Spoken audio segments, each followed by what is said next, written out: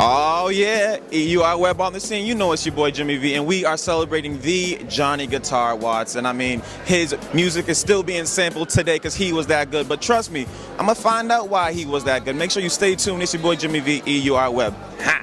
We are here to celebrate the Johnny Guitar Watson. Yes, we are. Now, is he somebody that you looked up for inspiration? Did you know his family? Is there anything that you can share with our viewers? I feel very close to Johnny Guitar Watson, although I never met him. But he reminds me of my dad because my dad played his records constantly from the time I was a baby.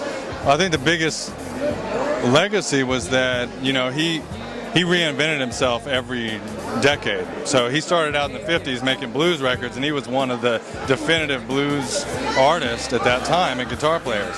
And then in the 60s, he started venturing into jazz and piano records and, like, you know, jazz standards and all that.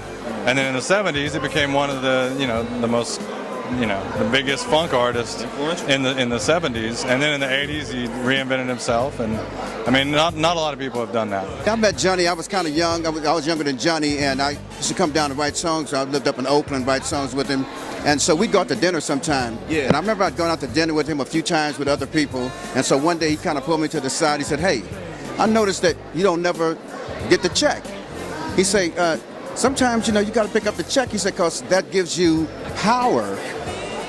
And you pick up the check. He say, "So the next time we go to dinner, I want to see you fight over the check. If somebody else got it, I want you to fight to get that check." Johnny was definitely before my time. He was, you know, my parents' era, but I know from what they know that he made a big impression on the music industry.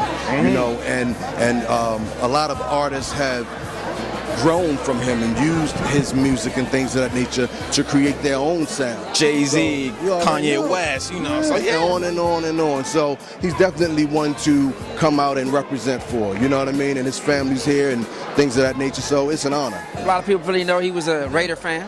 I used to see him at the Raider games a lot, you know, grew up on his music. I moved to LA. His daughter, Virginia, who's throwing this tonight, was one of the first people that kind of took me in and kind of was showing me the ropes. He was managing actually Abby Olajuwon, who was, you know, Olajuwon's daughter, who was in the business. Exactly. Yeah. Exactly. As a baby. But she was teaching me some of the ropes, man. So the apple didn't fall too far from the tree. But he was my Raider buddy. Sundays, the old Coliseum. You know, I didn't know he was a Raider fan. You know, he didn't know who I was either. I walked up to him and I said, "Johnny Guitar," and he was like, "Yeah, go get me a drink." I met Miss Virginia, and she was telling me about her dad. I was like, "Well, I'm young, so I never heard his music." Right. And the first song I heard was "Ain't That a Bitch." I was like, "Boy, watch out now." But yeah, hey, he on some real stuff, and ever since then, I've just been listening to that stuff, man. Definitely.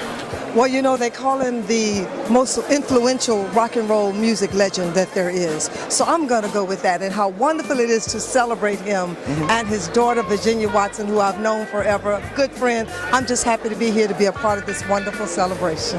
Johnny Guitar Watson was a wonderful musician.